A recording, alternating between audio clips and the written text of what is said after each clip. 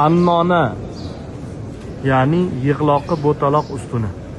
Payg'ambarimiz sollallohu alayhi vasallamni mihroblarini yonginasida joylashgan bu ustun o'rnida oldin xurmo daraxtini ustuni bo'lgan.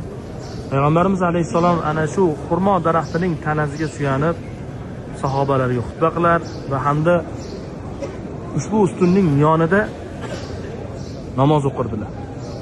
Kunlardan bir kuni Payg'ambarimiz alayhissalomga bir minbar yasab berildi. Rasululloh sollallohu alayhi vasallam ana shu minbarning ustiga chiqib xutba qilishni boshlaganlarida bu ustundan yig'i ovozi eshitildi. Xuddiki go'dakning yig'isi singari. Payg'ambarimiz alayhissalom kelib bu ustunni qo'llari bilan siladilar va aytdilarki, agar men bu ustunni silamaganimda edi, qiyomatgacha yig'lardi. Bu ustunning yig'lashiga sabab uning yonida Allohni zikr qilinar edi.